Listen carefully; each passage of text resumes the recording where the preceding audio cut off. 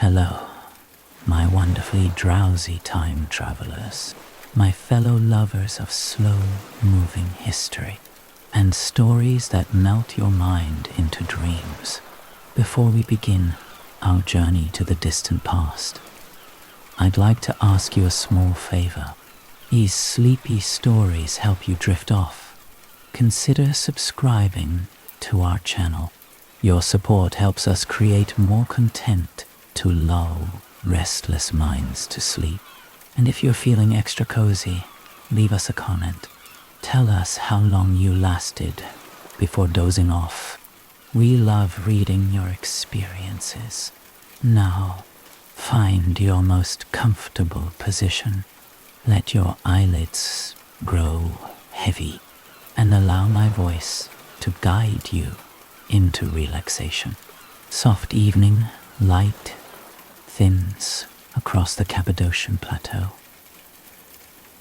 Beneath that ochre skin lies a second landscape, corridors of cool breath. Rooms hollowed from volcanic memory. A hand once pressed an iron chisel into tender tuff, and the mountain opened like unbaked clay. We descend to watch a city being born inside stone. Beneath this surface, the story begins not with secret societies, but with fire, long spent. Evidence. Millions of years ago, the central Anatolian volcanoes Erciyes, Hassan Dawa, Melendez, poured ash that settled and welded into ignimbrite. When fresh, this tuff yields at roughly Amos hardness, too soft to the chisel, yet firm, once exposed to air and drying. That geological kindness is the silent collaborator. Tradition. For later mystic minds, such malleable earth resembled prima materia, the raw spiritual substance awaiting for a quiet question, our soft rayok. If a people can sculpt a habitable cosmos underground, what inner architecture did they imagine shaping within themselves? Early cavities were modest. Evidence near modern Temakli. Archaeologists have traced pits and silo-like hollows whose carbonized grain residues test back toward the early first millennium BCE. Hittite and post-Hittite communities already experimented with subterranean storage, a cool womb protecting seed against Anatolia's dramatic temperature swings. These spaces, perhaps enlarged over generations, offered the prototype practical voids inviting expansion. Tradition. Grain, buried in darkness to await spring, echoes myths of Telopinu, the vanished sun, whose return restores fertility.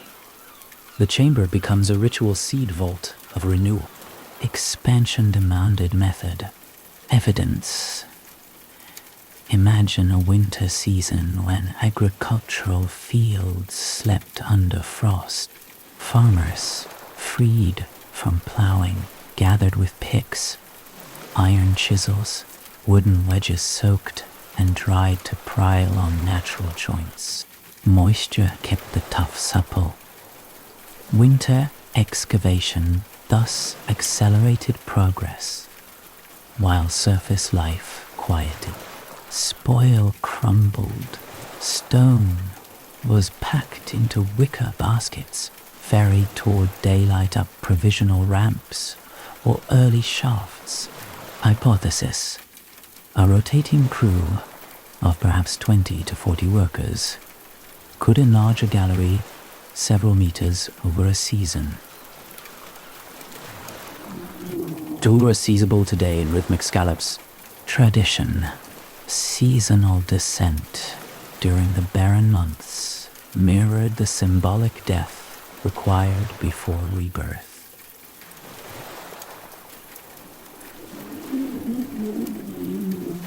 Communal labor became a collective opus. Each struck flake as depth increased, engineering instincts refined.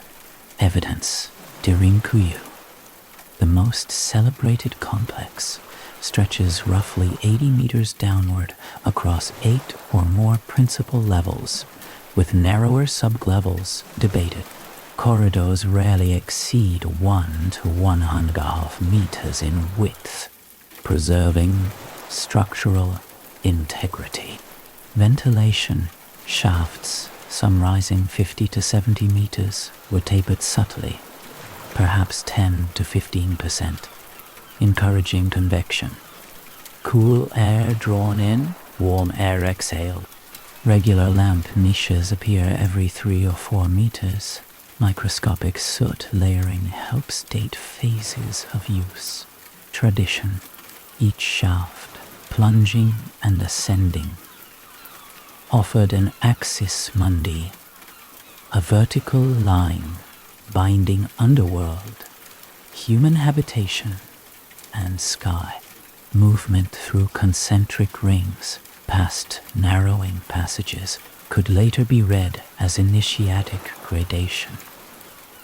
Outer life surrendered for inner stillness. Security features reveal an era of threat and refuge. Evidence: circular doorstones, basalt discs 1 to 1.5 meters across, weighing several hundred kilograms, were carved near an opening, then rolled inward into rebated grooves. A single defender could lever the disc into place, sealing a passage while peering through a small central eye-hole.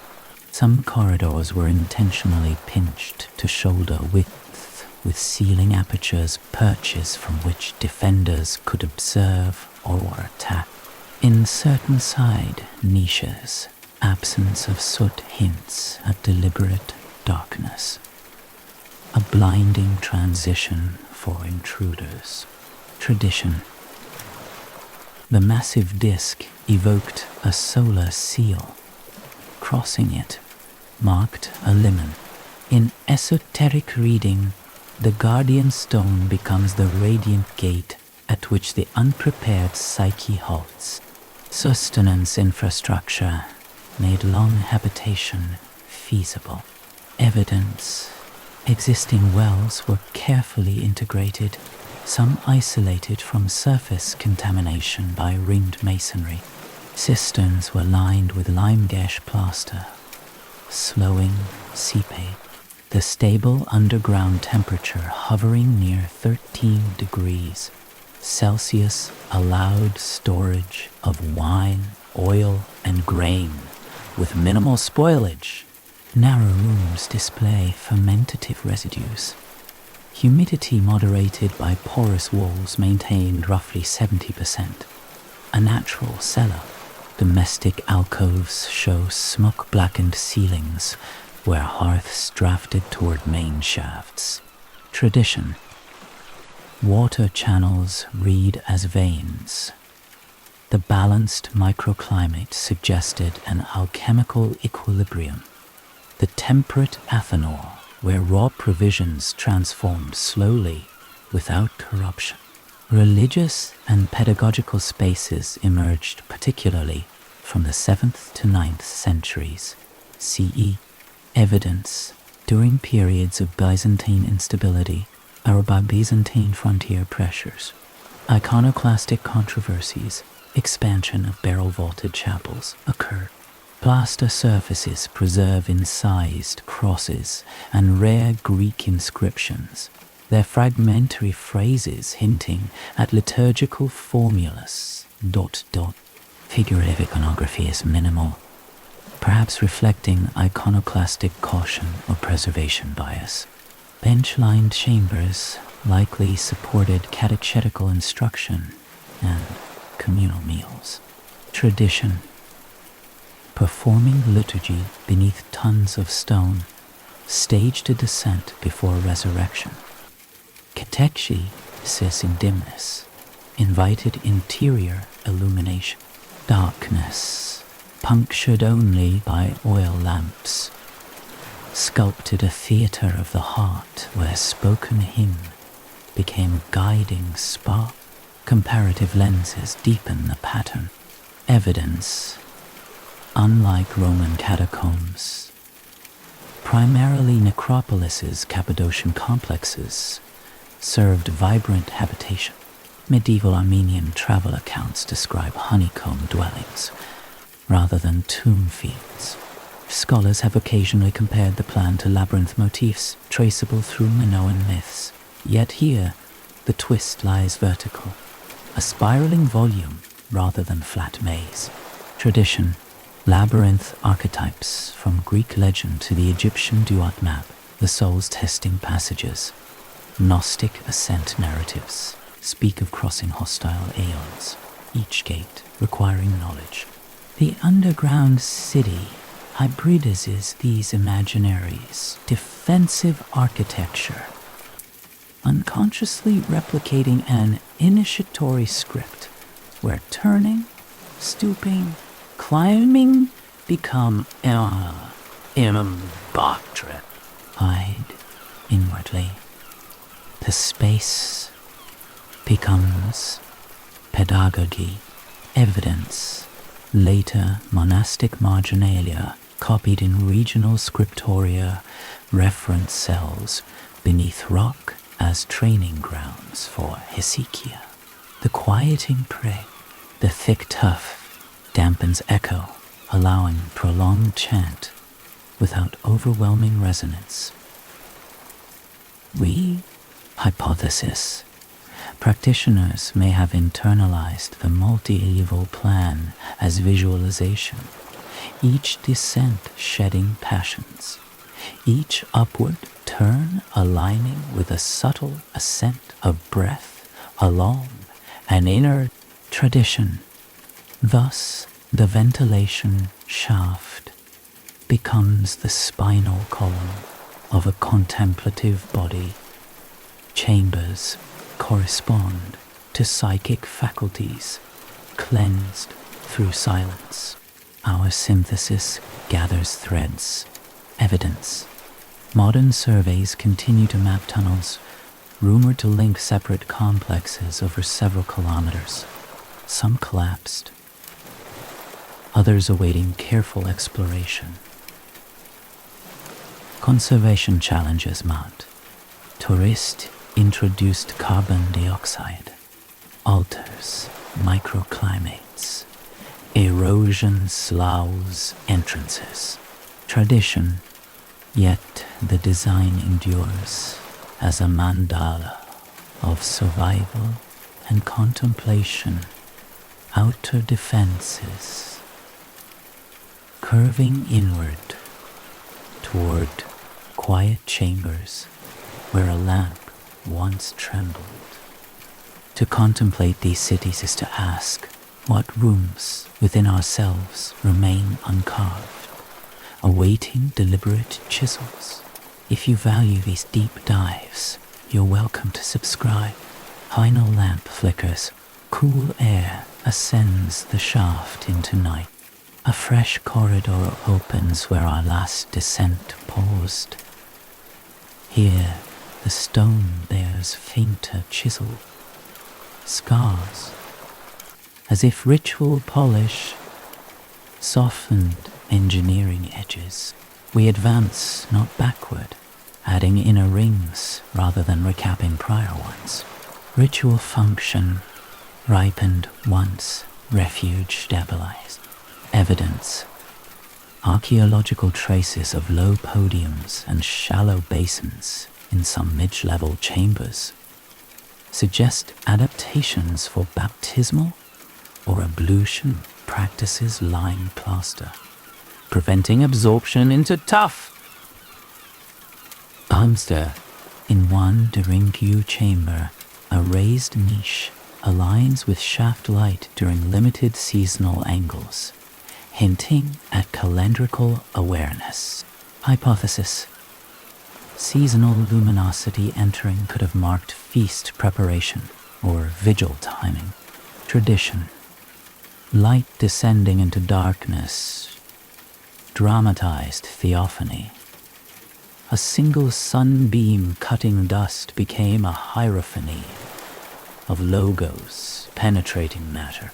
Iconographic restraint itself communicates a historical layer.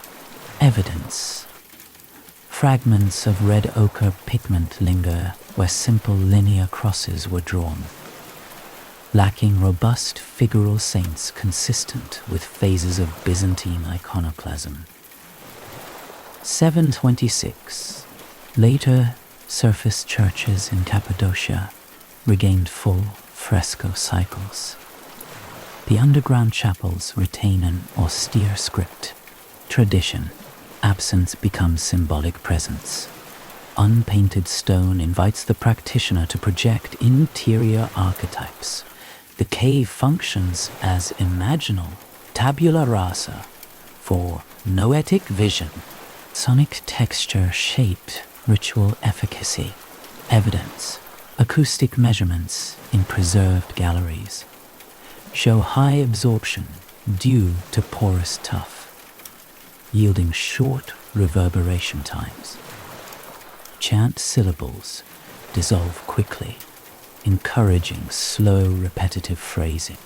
Oil lamps contributed a mild hiss and faint resin scent pine, or animal fat detected via residue chromatography. Tradition: controlled auditory minimalism fosters hesychia. The thinning of sensory echo parallels dissolving mental turbulence.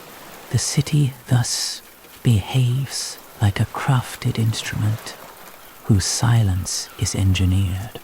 Intercity networks expand our canvas. Evidence: ground-penetrating radar and partial spelunker reports identify collapsed linear passages trending toward adjacent settlements. During Q, toward Kemakli, though full continuous corridors remain. Shared wells or surface plazas suggest nodal hubs. Hypothesis: even if uninterrupted tunnels never spanned all distances, modular segments could have allowed phased evacuation between clusters during raids. Tradition: esoterically, the imagined network becomes a terrestrial plexus. Discrete hearts joined by subterranean arteries, mirroring monastic federation, or a body of initiates exchanging breath. Economic support interlaced with ritual. Evidence: storage chambers adjacent to chapels held amphorae. Residue analysis reveals traces of wine and fermented dairy. Provisioning liturgical feasts. Loom white fragments indicate textile maintenance below ground, possibly to minimize surface visibility during conflict. Tradition: craft and prayer entwine, weaving beside worship echoes broader Mediterranean metaphors of the soul as cloth. The loom's rhythmic shuttle paralleled interior recitation, binding livelihood to sanctity. External pressures left adaptive signatures. Evidence: Arab-Byzantine frontier warfare in the 8th-10th centuries. Syria generated cycles of incursion. Syriac chronicles mention people descending into holes in Anatolian district. Seljuk dominance later shifted political landscapes. Yet ceramic assemblages show continued episodic use into the early Ottoman period, after which abandonment increased as stability returned and surface architecture regained primacy. Tradition: each descent during threat reenacted a mythic catabasis. Later ascents under peace dramatized resurrection history itself, functioning as a ritual pendulum. Comparative iconographic weaving broadens symbolic depth. Evidence. The motif of protective circular door parallels near eastern boundary stelae liminal markers, inscribed above ground. Underground, its blank basalt face substitutes inscription with mass. Tradition. Set against Egyptian duat papyri, where gates guarded solar bark progression, the Cappadocian stone performs analogous blocking, yet democratized. Not a pharaoh alone, but entire communities enact passage. Hermetic texts describe the soul traversing planetary spheres. Here, every physical threshold corporalizes a sphere, requiring ethical composure rather than talismanic password. Ritual pedagogy likely exploited spatial sequencing. Hypothesis. Novices may have been guided through successive levels. Communal refectory catechetical chamber, JT, chapel J deepest, silent cell. Each environment calibrating evidence, narrowing door heights force bodily bowing. Design thus unconsciously trains humility posture. Tradition. Architecture becomes master. Stone teaches through imposed gesture, aligning body with contemplative ethic. Applied internalization deepens further. Evidence. Later hesychast writings, though composed elsewhere, speak of guarding the mind in the heart's cave. Cappadocian practitioners would have read that metaphor literally as daily geography. Hypothesis. Practitioners stationed at ventilation junctions may have synchronized breath with gentle drafts and early biofeedback, harnessing environmental airflow.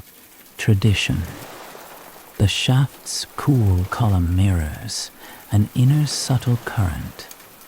A scent of prayer aligns with rising convection, forging psychophysical correspondence. As preservation challenges escalate, meaning refracts into modern philosophical resonance. Evidence. Contemporary conservationists struggle with visitor-induced coal, altering microflora crusts. Stabilization injects mortars that risk visual homogenization. Tradition.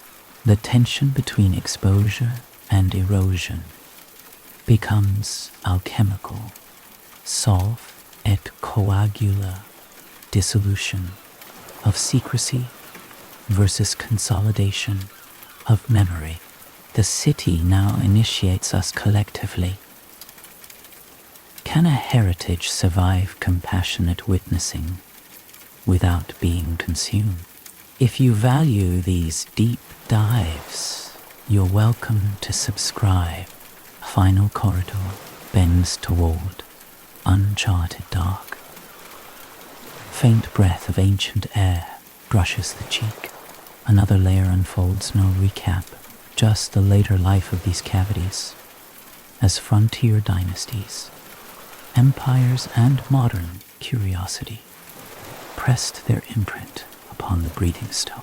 Seljuk presence altered surface patterns first. Evidence. After the Battle of Manzikert, 1071, CE Turkic groups consolidated Anatolian plateaus. Caravanserai. Like the 13th century, Agzikarahan rose along trade arteries, not fought. Ceramic horizons within underground rooms shift.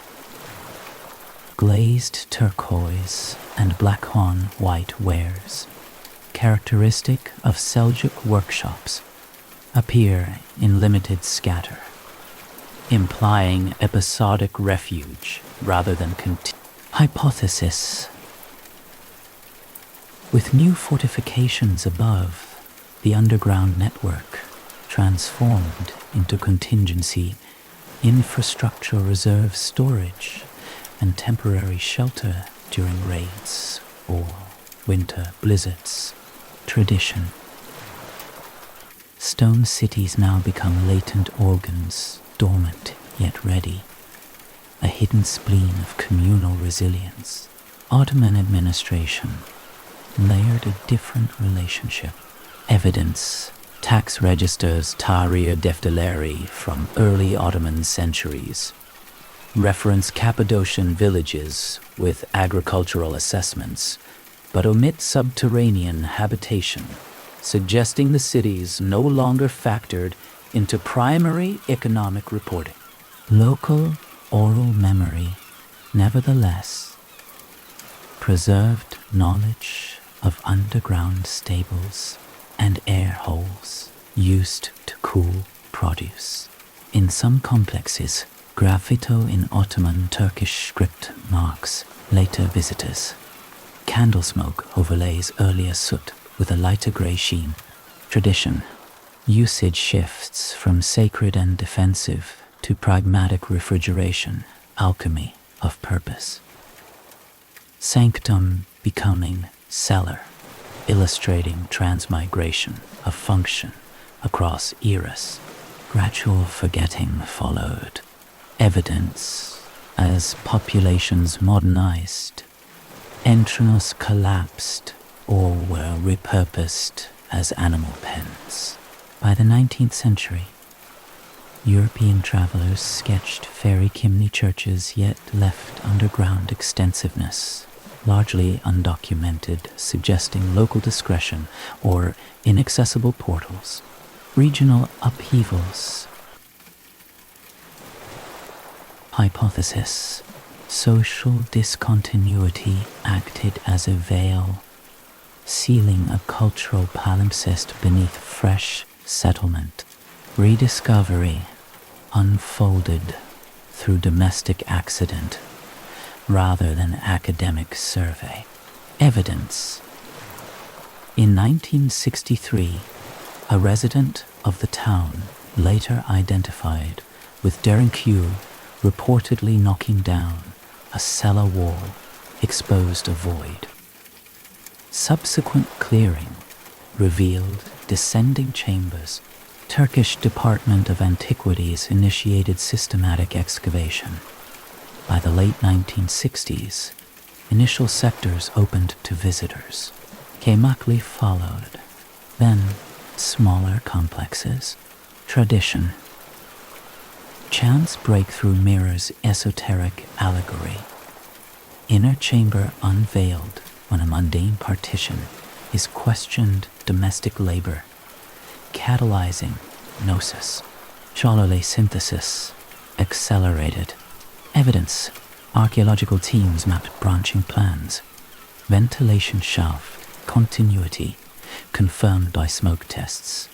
Carbon dating of organic plaster additives anchored phases. In 1985, UNESCO inscribed Göreme National Park and the rock sites of Cappadocia, indirectly promoting subterranean conservation. Hypothesis. Listing. While protective, catalyzed tourism intensity, introducing new deterioration vectors: heat, moisture, microbial blooms. Tradition. This tension between revelation and preservation dramatizes the Hermetic axiom. Modern technology augments perception.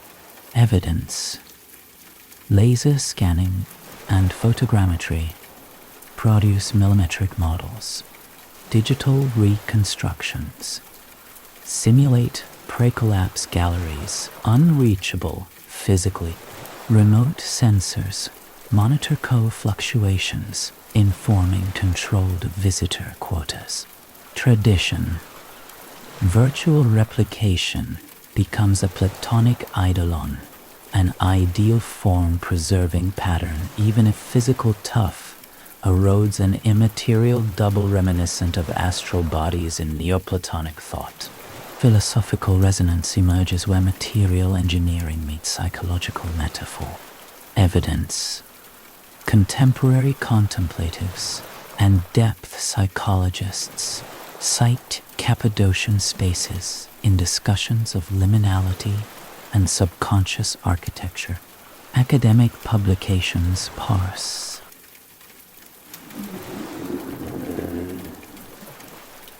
A cognitive orientation strategies. Humans navigating with limited visual cues via tactile memory. Hypothesis. The bodily negotiation of twist, compression, and emergence may entrain neurophysiological calm, inadvertently prefiguring modern therapeutic labyrinth walks. Tradition. Thus, the underground city serves as initiatory map for inner descent ego's daylight, relinquished to explore stratified chambers of memory, returning with integrated provisions. Ethical stewardship now frames their fate. Evidence. Preservation protocols test reversible consolidants to stabilize flaking walls. Debates arise over electricity installation versus maintaining original darkness. Local community involvement increases through guided training programs, embedding heritage economy in resident livelihoods. Tradition. Shared guardianship echoes earlier communal carving. Present stewards repeat ancestral gesture with different tools. Transmuting extraction into care. Integrative resonance gathers. Volcanic ash transformed to shelter. Shelter transmuted to chapel. Chapel relegated to cellar. Cellar rediscovered as cultural mandala. Mandala digitized into enduring tradition. Each metamorphosis exemplifies alchemical circulation, solve of prior identity, coagula of new function, inviting us to ask which of our own internal architectures await patient reinterpretation. If you value these deep dives, you're welcome to subscribe. A faint draft drifts upward through laser-mapped shafts, carrying ancient coolness into contemporary air. Another descent without backward glance. We enter strata where the physical archive becomes mirror for existential crop. A logical intelligence surfaces. First, evidence. The subterranean complexes demonstrate passive design principles now echoed in sustainable architecture. Stable thermal mass, gravity-driven ventilation, water retention without mechanical pumps.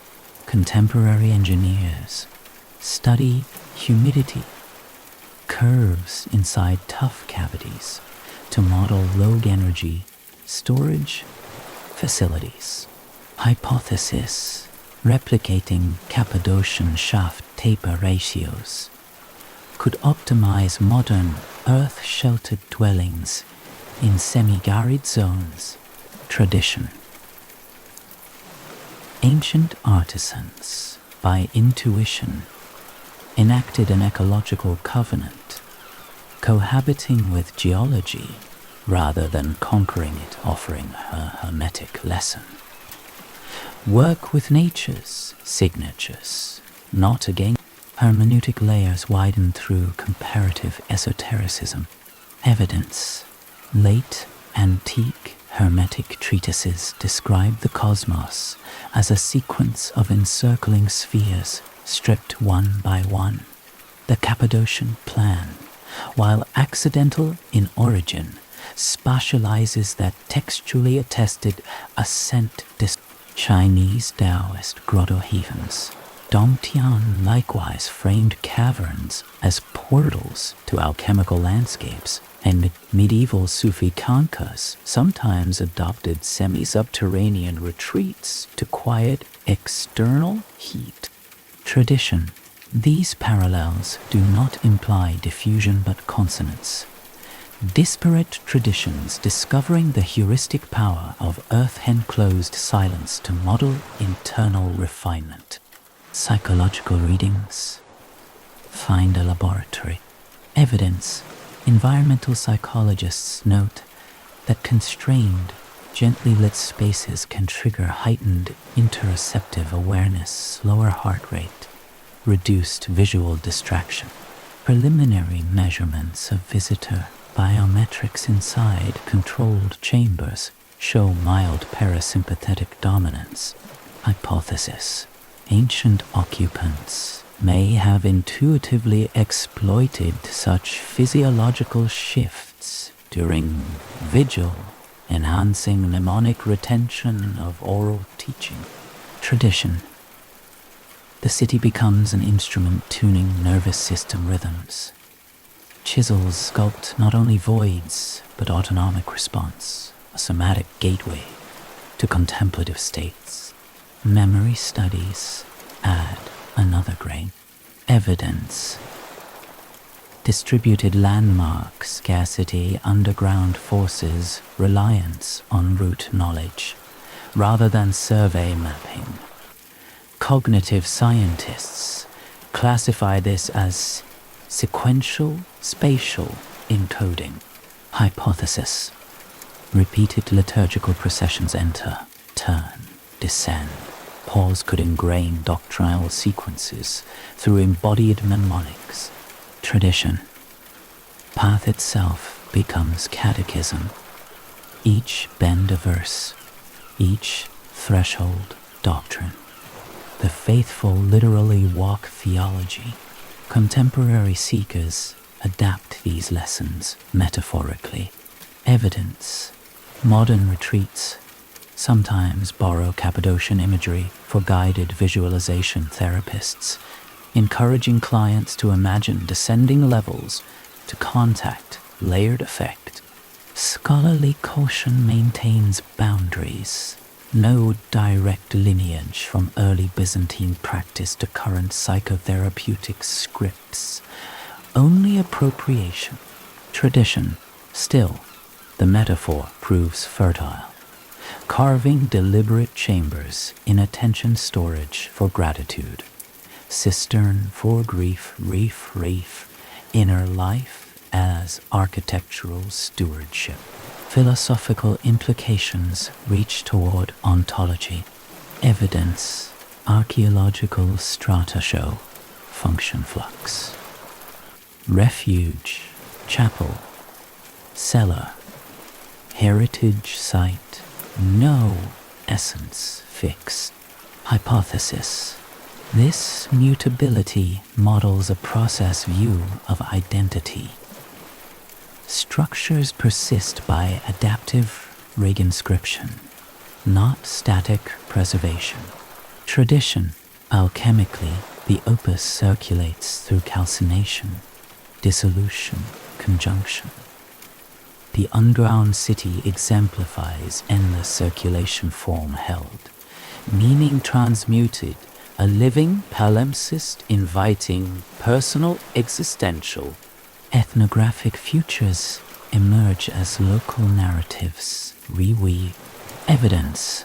Community-owned storytelling projects record elders' recollections, integrating them into site interpretation.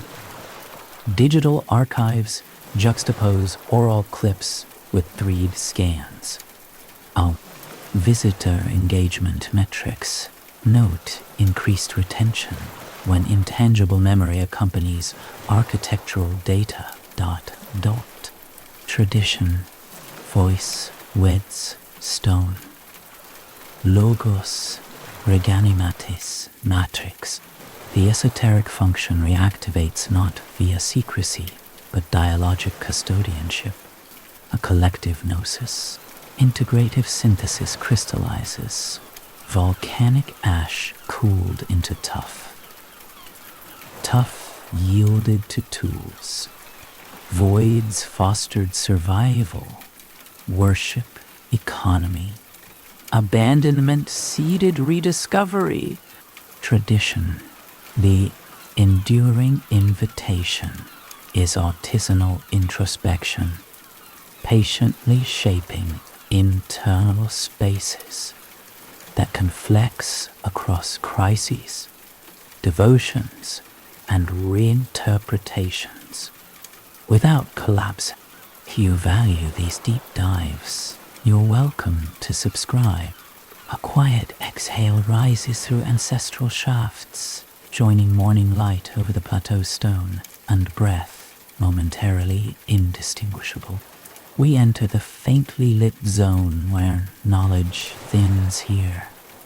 The chisels of scholarship still strike, and echoes answer with ambiguity.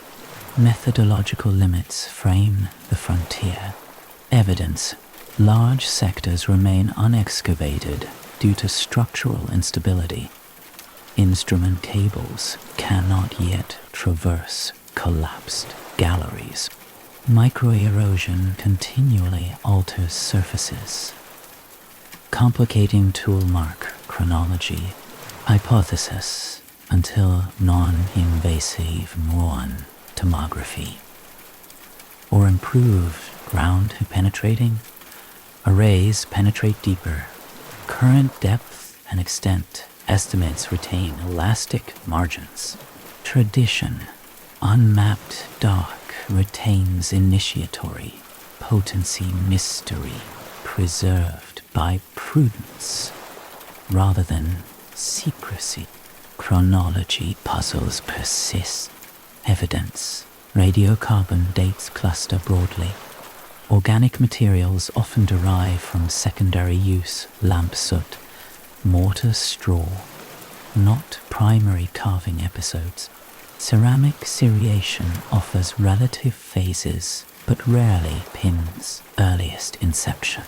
Hypothesis: multi-phase accretion likely spans centuries, a palimpsest of episodic deepening responding to shifting political climates. Tradition, layered authorship mirrors composite scriptures. Successive redactors inscribing function into shared substrate. Demographic questions open further silence. Evidence: no cemeteries directly associated with deepest levels have been conclusively identified. Lack of extensive refuse deposits implies intermittent rather than permanent mass habitation. Hypothesis: population usage may have oscillated dramatically short bursts of dense refuge during threat interleaved with thin domestic maintenance cycles. Tradition: the underground thus models a breathing organism. Systole sheltering many, diastole contracting to caretakers' rhythmic life as doctrine. Symbolic interpretation also faces restraint. Evidence: direct textual testimonies from early users describing spiritual readings of architecture are absent. Later, monastic metaphors may retroject meaning. Hypothesis: esoteric lenses, axis mundi, mandala, alchemical womb, serve heuristic bridges, not proven original intentions. Tradition: such humility aligns with initiatory ethos. Interpretation itself is practice. Meanings refined through respectful uncertainty. Future interdisciplinary synthesis. Approaches. Evidence: collaborative projects now pair archaeologists, climatologists, acousticians, digital humanists, Datasets integrate microclimate logs, 3D geometry, and crowd flow simulations. Hypothesis: machine learning may soon predict stress points, enabling safe exploration of sealed chambers, potentially revealing inscriptions or ritual detritus, adjusting current narratives. Tradition: forthcoming revelations remain latent seeds, gnosis, awaiting technological season. Philosophically, the open questions invite internal mirroring. Evidence: the incomplete map stimulates inquiry. Scholars' cautious vocabulary probable. Tentative suggests functions as ethical boundary. Tradition: embracing incompletion becomes contemplative act. We dwell within partially carved understanding, resisting haste to fill every void with dogma. Thus, our series tapers, not into closure, but into a liberate pause.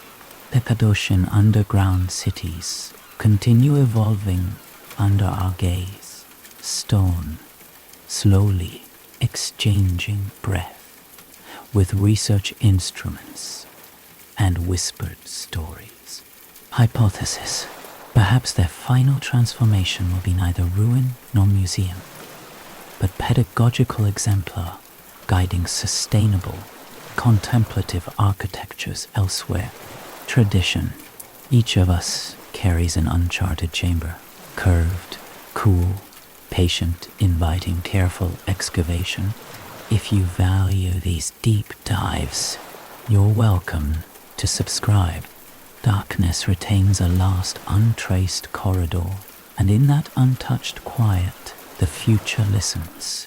A final threshold remains, translating carved geology into a contemplative exercise you can enact anywhere, no recap.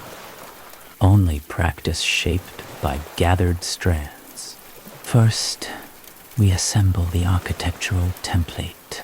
Evidence: the historical plan, narrow entrance, successive chambers, axial shaft, cool constant temperature provides a sequence.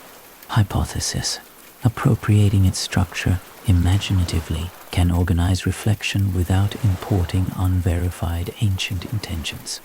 Tradition: we adopt it as symbolic mandala, honoring uncertainty while using form pedagogically. Begin at your surface eyes, gently closed, sensing ambient noise. Picture the entrance cut, a modest arch of soft tuff. Slow breath enters like winter laborers gathering. With each exhale, imagine scraping away a thin layer of mental silt. Tradition: this initial chiseling parallels prima materia. Preparation: raw thought, softened for shaping. Descend one level.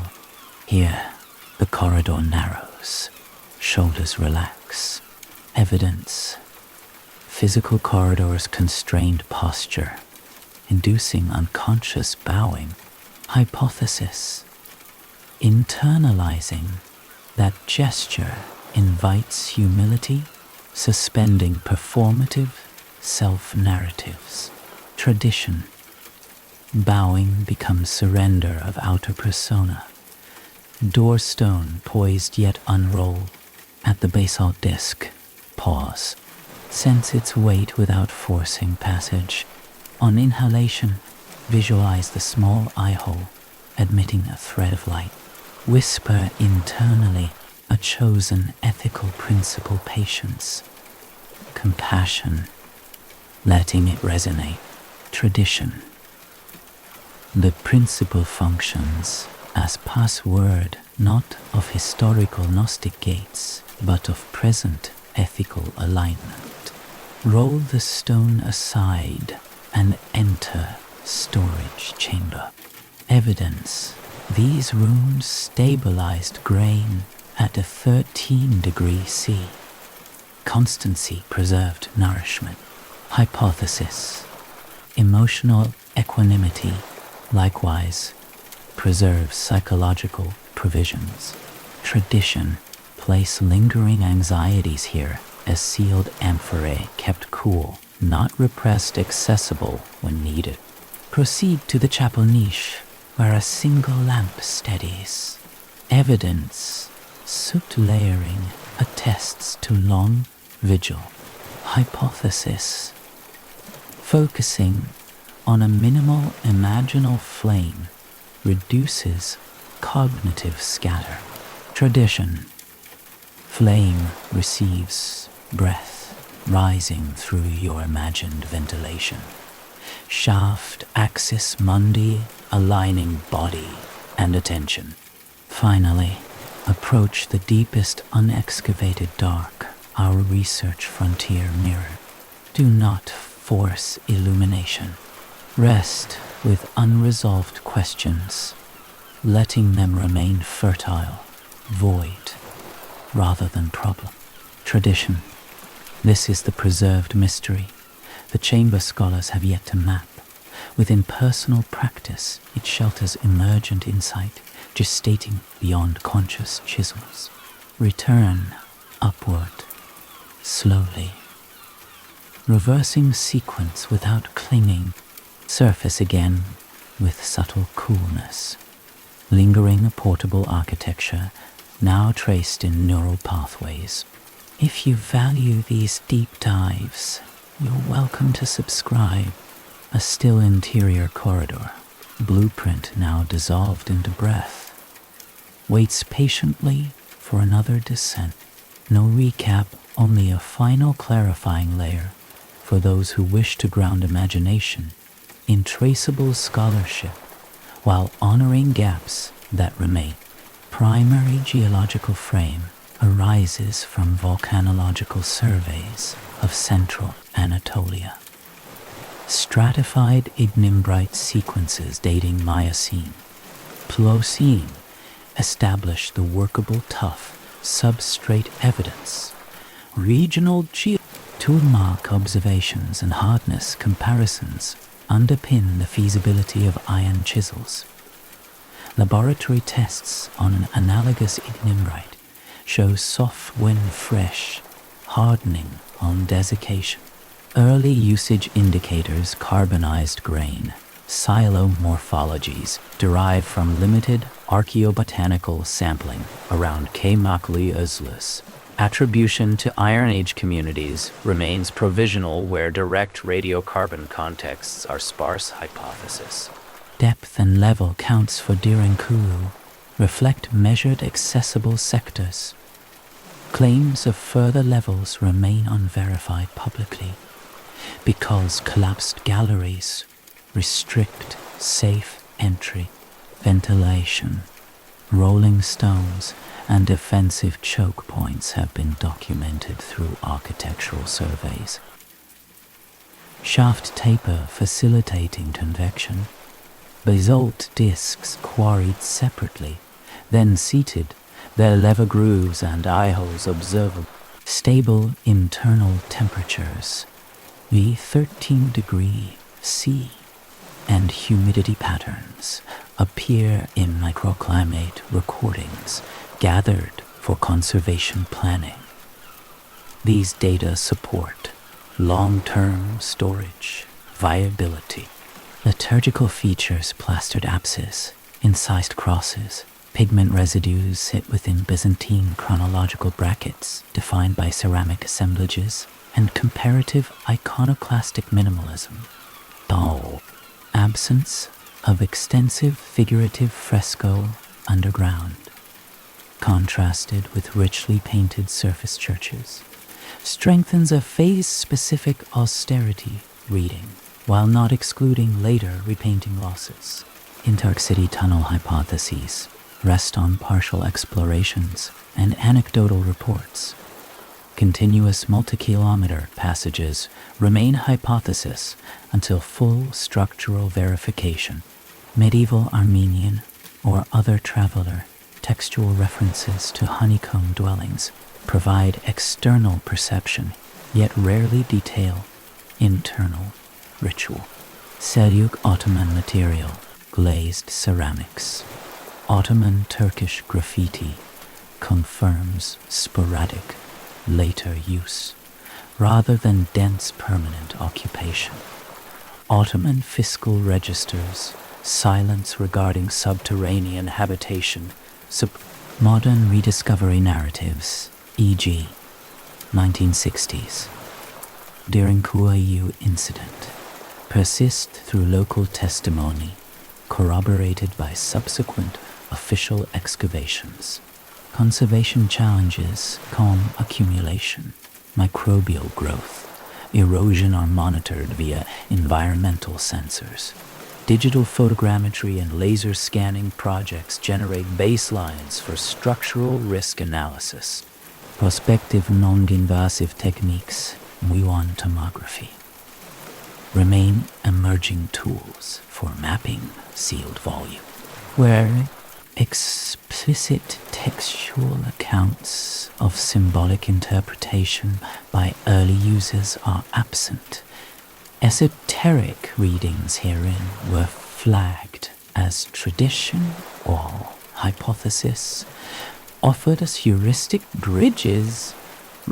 Such disciplined uncertainty safeguards both imaginative engagement and scholarly integrity. If you value these deep dives, you're welcome to subscribe.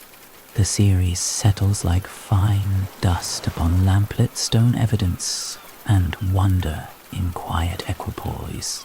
Below is a smooth companion chapter, a pocket handbook you can revisit whenever the labyrinth of Cappadocia stirs curiosity. Technical terms, research methods, open questions gathered without labels, or scholarly clutter flow together as one continuous guide.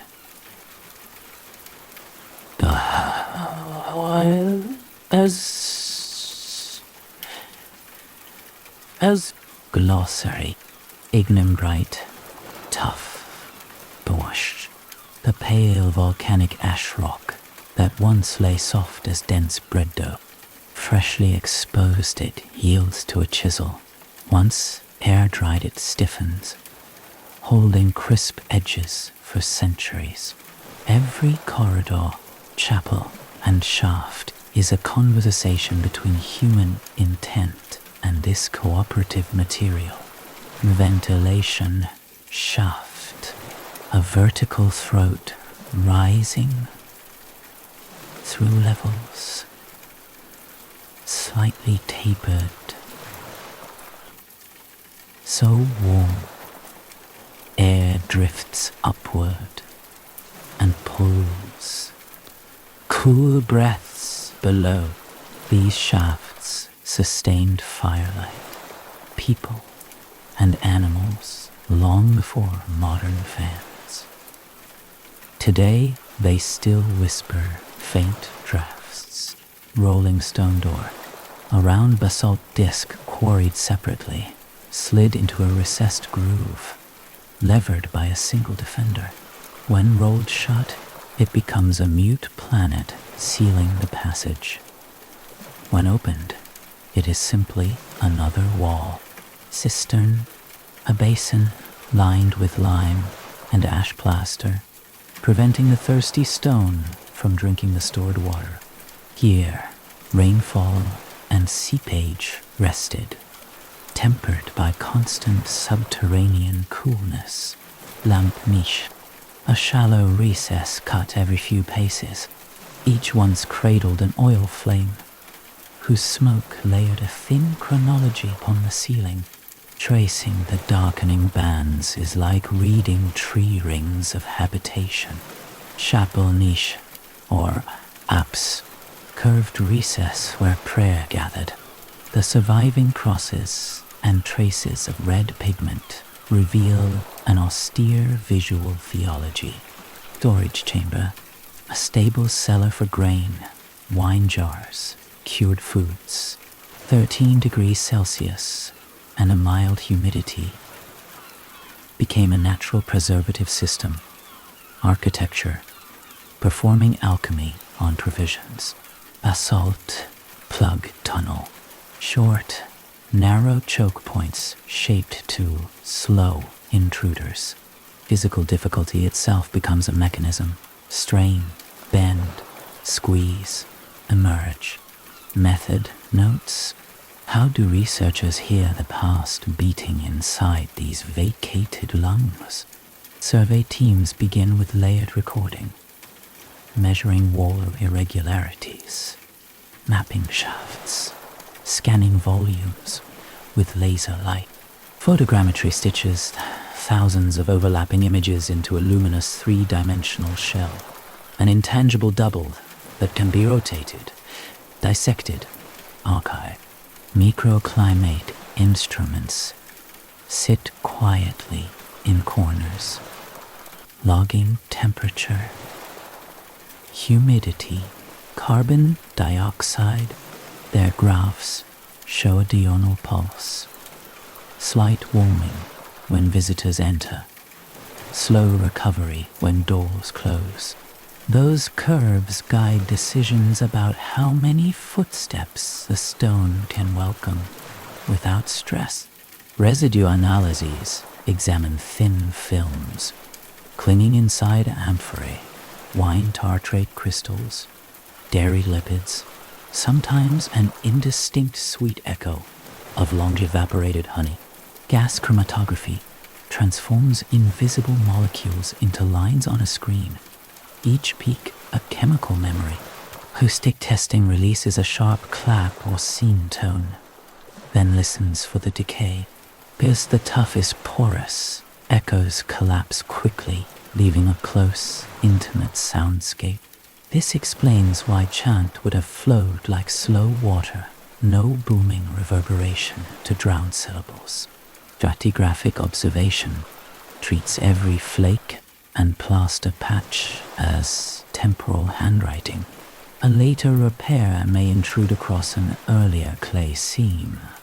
A soot curtain might drape over a previous lighter layer.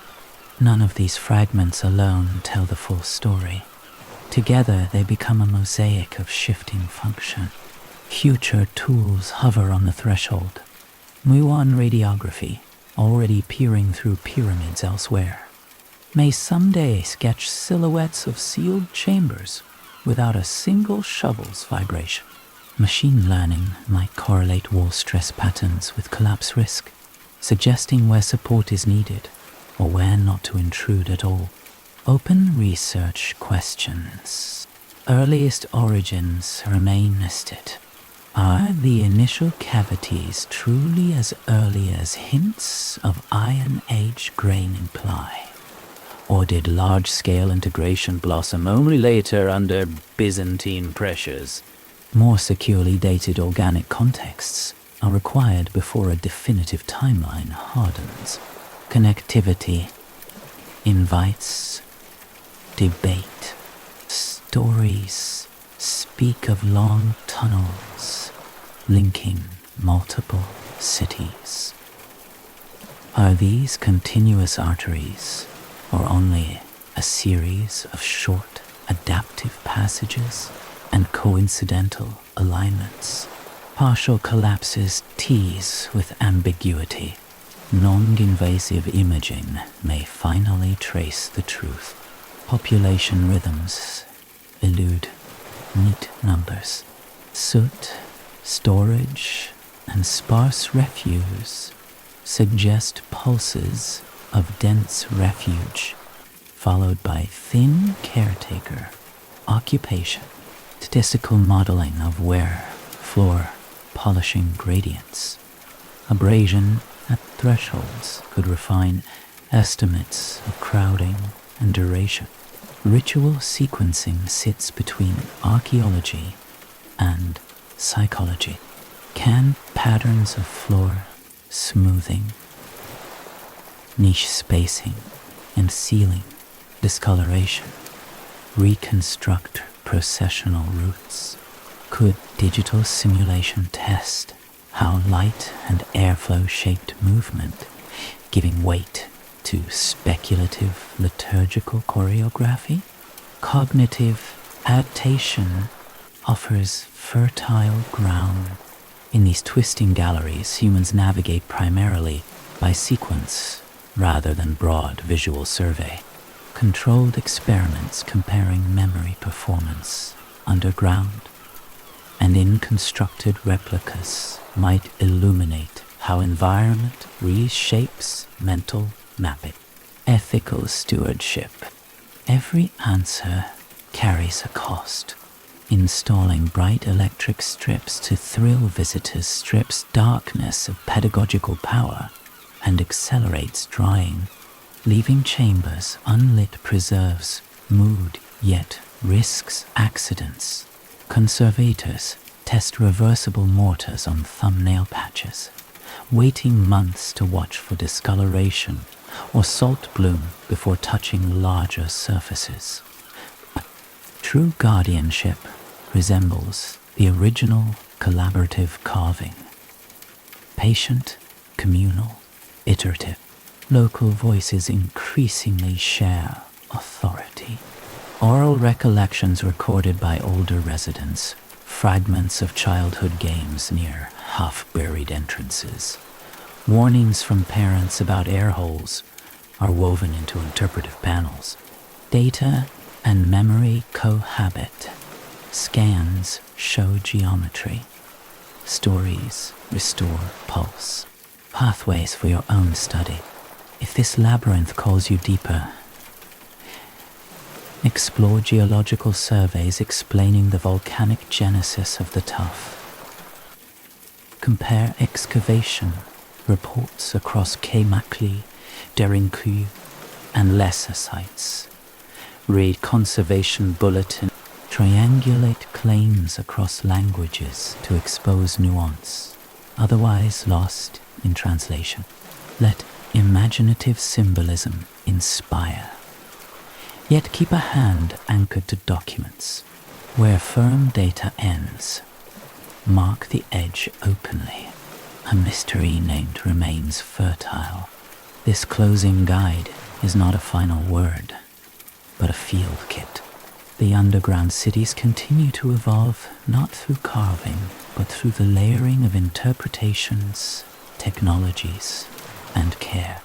Hold their example when shaping your own internal architecture. Create chambers that breathe. Adapt function without losing form. Welcome silence as a structural element. If you value these deep dives, you're welcome to subscribe. A last cool draft rises through the glossary's open frame, diffusing into the day knowledge and wonder mingling. Unfinished by design. No summary, only a final workspace, inviting you to translate stone logic into daily rhythm. Daily descent template. Choose a consistent quiet time. Sketch a minimalist floor plan in a notebook. Entrance, narrow corridor, rolling stone. Storage chamber, chapel niche, unexcavated dock. Each morning or evening, pencil the date beside one level. Write 2 or 3 lines answering, what mental sediment am I chiseling today? What provision am I storing coolly rather than consuming? Over weeks, the pages accumulate a stratigraphy of intention. Recreating older levels becomes archaeological self-review, seeing which chambers collapsed, which stabilized, which require shoring, breath and shaft, synchronization. Sit upright.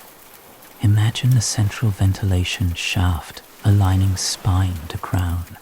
Inhale, counting 4 beats as cool air descends to base. Hold 1 beat.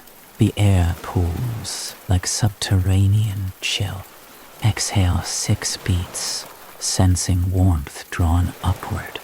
After 10 cycles, note any shift in emotional temperature.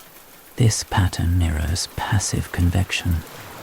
Slower exhaust than intake encourages internal stillness without strain. Threshold ethics. Select 1 behavioral doorstone each week, an action that, when rolled into place, protects interior focus, limiting impulsive news scrolling. Moderating speech, postponing. Visualize the basalt disc each time temptation appears. If it slips open, do not judge. Simply reseat it with the next breath. Over time, the symbol migrates from imagination into reflex. Ambiguous chamber practice. Once weekly, dedicate time to an unresolved problem. Instead of analytical assault, leave it in the deepest unexcavated room. Journal only sensory metaphors. Its temperature, smell, texture. Avoid solutions. Revisit after several days. Many find the mind returning subtle integrative threads, ideas condensing like moisture on cool top. If nothing emerges, the chamber's fertile silence remains intact. Community carving. Form a small study circle, 3 to 5 participants. Assign each person a term from the glossary: ventilation shaft, cistern, lamp, niche, etc. Bra. Null. During a session, each shares a brief reflection. How does their assigned feature mirror an internal faculty? Compile these into a collective map. But no, digital collaboration tools can host a growing, annotated diagram. Over months, the map becomes a living derivative of the historical plan, an ethical architecture authored by multiple minds. Sustainable design inspiration. When evaluating your physical environment, home office, meditation corner, borrow Cappadocian principles. Stable temperature insulation and thermal mass. Adequate, quiet airflow, gentle cross ventilation. Minimal artificial visual clutter. Even a bookshelf arranged as stepped recesses can evoke structural calm. The aim is not pastiche, but functional consonance. Spaces that lower physiological noise so contemplative labor deepens. Periodic excavation. Audit. Every quarter conduct an integrity survey. List practices adopted, those abandoned, unexpected collapses, burnout, distraction. Note external factors, seasonal workload, relational shifts. Adjust architecture, perhaps widen a corridor by loosening an overly rigid rule. Perhaps seal a drafty opening by reinforcing boundaries. Treat adaptation as maintenance, not failure. Open-ended closing. All previous parts offered facts, hypotheses, symbolics. Here the text dissolves into tools you may reshape. The underground cities endure precisely because each generation reinterpreted their voids. Let the same adaptive principle guide your interior engineering. Carve deliberately. Inhabit lightly. Leave portions unexcavated so future insight has somewhere to grow. If you value these deep dives, you're welcome to subscribe. A last lampless chamber waits unhurried, generous accepting any careful chisel you may one day bring. No backward glance, only a final clearing where the whole series thins into a single breathable thread. Whilst these parts, we traced how ash became architecture, how architecture became scripture, how scripture dissolved into practice. The persistent pattern beneath every layer is reciprocity, people shaping stone, while stone shapes people. Each chisel stroke altered geology, each corridor in turn. Moderated breath, posture, acoustics, imagination. This reciprocity is the quiet lesson to carry forward. Hold the principle simply. Build environments, material or mental, that answer you back with gentler rhythms than those you brought. Whether you design software, cultivate relationships, or refine meditation, ask what ventilation shafts keep circulation honest. What rolling stones guard focus without imprisoning. What unexcavated chambers you will intentionally leave. Allow uncertainty to stand. The unresolved tunnels beneath Cappadocia are not failures of research, but invitations for future presence. Likewise, your interior map need not be fully illuminated. Mystery is not an absence of knowledge. It is a climate in which knowledge ripens. If you value these deep dives, you're welcome to subscribe. Somewhere below the plateau, a corridor continues past our words, curving softly into unmeasured quiet. No summary, only a curated trail should you wish to ground your own inquiry.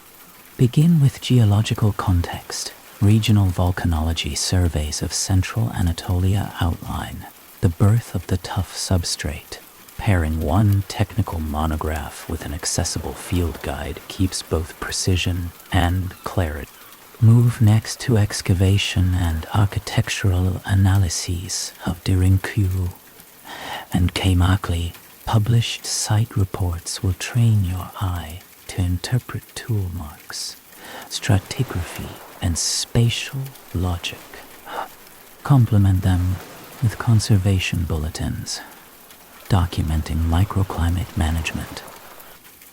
These reveal the living tensions between access and preservation.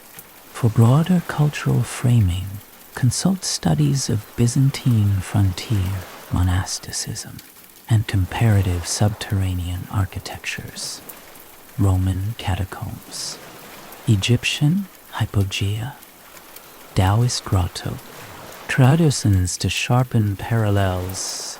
Acoustic archaeology papers illuminate how porous stone shapes chant. Environmental psychology research on confined spaces offers an unexpected bridge between ancient design and modern cognition. Digital heritage collections hosting 3D scans allow you to walk sectors currently unsafe, letting technical data merge with contemplative gaze. Keep a notebook while reading. Each source, note one hard datum, one interpretive possibility, one personal question. Over time, the notebook becomes your own micro-Dirinkulu. Levels of data, reflection, and future excavation. If you value these deep dives, you're welcome to subscribe. A final page turns, and the remaining blank leaves wait quiet, spacious, ready. No summary step, directly into an ordinary refuge day. Centuries ago, reconstructed from architectural clues and plausible rhythm. Dawn is theoretical underground. Time is kept by habit and the pale tilting breath through the shaft. A boy wakes near the storage chamber, runs fingers across cool amphora shoulders beaded with faint moisture. Women portion grain, grinding between quern stones. The muffled rasp sets the morning tempo. Far above, wind combs the plateau. But here only a soft draught brushes hair toward the main shaft. A caretaker trims lamp wicks with a bronze pick. Thin blue flames steady, painting ochre halos on rough walls. Mid-morning labor divide. Two men at a newly extended corridor dampen the tuff with skins of water, then strike in alternating cadence pick, pause, shovel, basket. Spoil ascends via relay to a discrete surface dump disguised by scrub. Children ferry messages along the secure spine of rooms. Every turn becomes geography lesson. Every threshold etiquette training. In the chapel niche, a presbyter recites psalmic lines slowly. Consonants fall into porous stone and vanish without echo, leaving listeners inside sound rather than surrounded. At the day's center, animals are exercised. A small flock led to a ventilated chamber where spent air rises faster. Hoof scuff contributes to floor. Polish archaeologists will one day read unknowingly. Meals unfold in shifts. Lentils softened at a low fire, whose smoke obediently obeys. The shafts pull.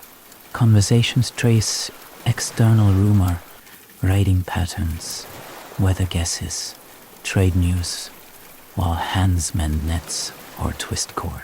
Light outside begins to redden, though no red reaches here. Instead, an almost imperceptible cooling hints at evening. Night practice gathers after quiet chores. Lamps dimmed, a circle settles in progressive darkness.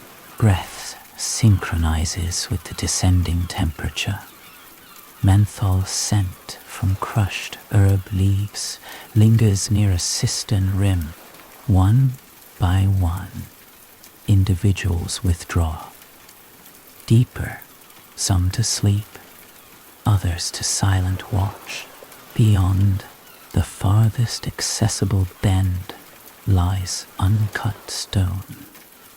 The community's future growth suspended until necessity or vision resumes work. In that restraint, the day seals an ecology of tasks, devotion, maintenance, and the labyrinth inhales, holds, exhales. If you value these deep dives, you're welcome to subscribe. A thin column of warmth rises unseen, threading sleeping bodies to star-salted sky. No backward glance, only potential trajectories. The underground cities might yet inspire. Imagine a near future where heritage policy chooses restraint over spectacle. Visitor numbers shrink. Instead of bright walkways, guided groups receive low-temperature fiber optics embedded flush with floor stone, casting a lunar wash that preserves darkness gradients. Entrance fees fund local apprenticeships. Young residents study traditional masonry, learning to mix breathable lime mortars, adapted to Tufts capillary habits. Conservation shifts from emergency patching to seasonal listening sessions, teams measuring micro-movements before intervening. The labyrinth becomes classroom sustainable design modules taught in situ, comparing passive ventilation with modern mechanical systems. Another scenario embraces digital twin expansion. High-resolution scans feed an open database. Scholars worldwide simulate hypothetical excavation beyond unsafe collapses, testing structural stress with finite element models. Virtual reality headsets let distant students walk speculative corridors colored by probability heat maps. Green for strongly inferred space. Amber for tenuous interpolation. Ethical charters emerge governing how far imaginative reconstruction may proceed before misleading. Transparency itself becomes interpretive art, showing visitors uncertainty as luminous veils. Consider community ritual revival, not historical reenactment, but contemporary practice shaped by context. Local poets compose evening readings layered with multilingual reflections. Sound artists use recorded drops of water, low bass lines of wind, and gentle human breath to craft compositions that respect acoustic fragility. Participants sit in darkness, no cameras allowed, experiencing a living liturgy of presence without claiming direct continuity with Byzantine chant. Revenue supports regional libraries and archaeological bursaries, forging a feedback loop between past stone and future minds. Educational psychology integrates the model into curriculum design.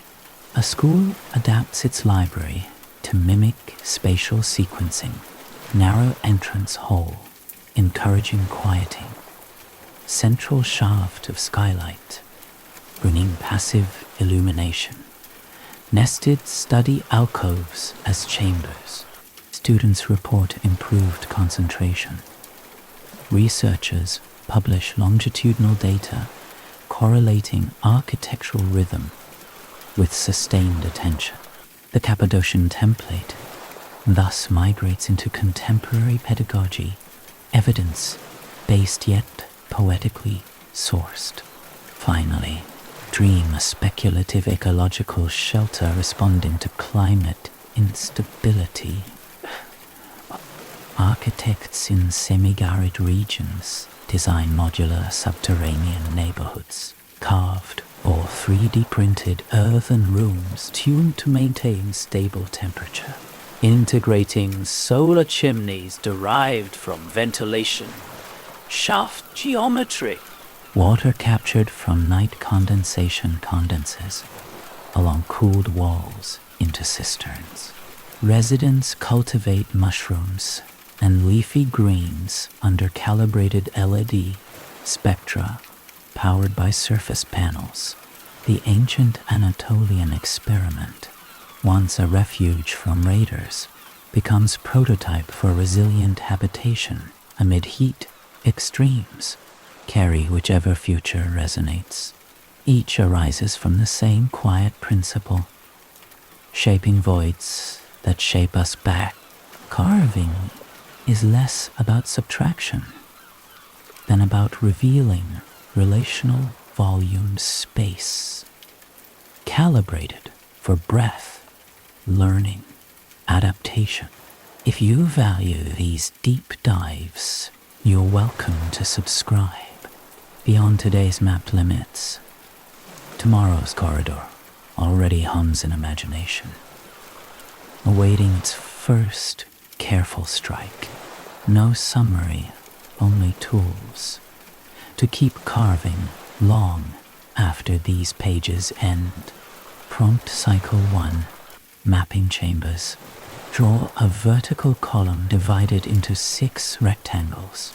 Title them entrance, corridor, rolling stone, storage, chapel, unexcavated. For each, free write for 5 minutes what current habit or emotional pattern lives here. Avoid analysis. List images, textures, stray verbs. At week's end, reread vertically. Notice emergent narrative. Arc. Perhaps tension tightens near the stone. Perhaps ease diffuses in the chapel. Adjust next week's intentions accordingly. Prompt, Cycle 2. Dialogues with material. Write a letter from the tough to you. Let it describe how it experiences chisels, moisture, light withdrawal. Respond as the carver, explaining why a new chamber is needed. Alternate voices until a shared ethic surfaces. This dialogue cultivates stewardship, decisions about personal change framed as negotiations rather than conquest.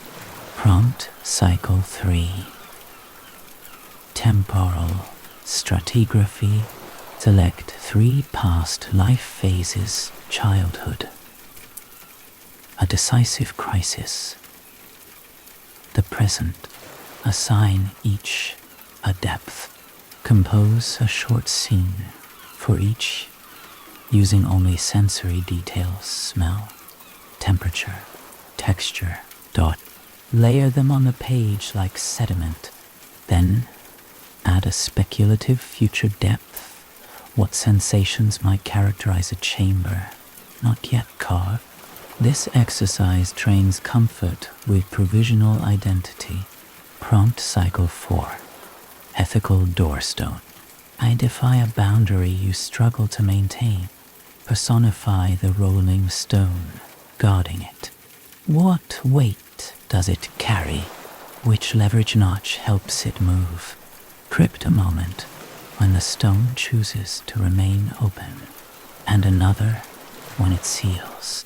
Explore the consequences without moralizing. Over time, the metaphor clarifies when flexibility nourishes growth and when firmness preserves integrity. Prompt, Cycle 5. Unexcavated dark. List 5 questions you cannot yet answer. For each, write it a single sentence beginning, "If this remained unknown for 10 years." Allow possible benefits to appear alongside anxieties. Write a closing blessing, granting the question permission to mature unseen. This protects mystery from premature intellectual harvesting. Seasonal review ritual. At solstice or equinox, reread all prompt pages. Highlight phrases that feel like tool marks of genuine transformation, moments where perspective shifted rather than recycle. On a fresh page, synthesize them into a current map and intentionally erase one chamber name, leaving a blank rectangle. Future writing will fill it. The map stays alive, sharing the labyrinth. Invite a trusted friend to exchange anonymous excerpts without revealing authorship. Each annotates the other's imagery, what resonates, what angle seems latent. Return notes only after both finish. The exercise recreates communal excavation, shared insight without possessive interference. These prompts are not prescriptions, but chisels. Choose those that strike a resonant grain. The goal is never exhaustive. Illumination, but a living architecture responsive to change, humble before remaining stone.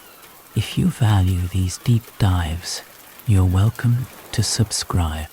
A quiet pencil scratch becomes modern pick stroke, extending the labyrinth across paper and inward through time.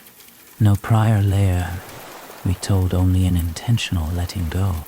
You now carry a portable underground city, glossary terms as tools, methods as scaffolds, practices as chambers, unanswered questions as fertile dark. Let it remain dynamic. Add levels when life demands refuge or renewal. Seal others when they collapse into disuse. Do not fear partial maps.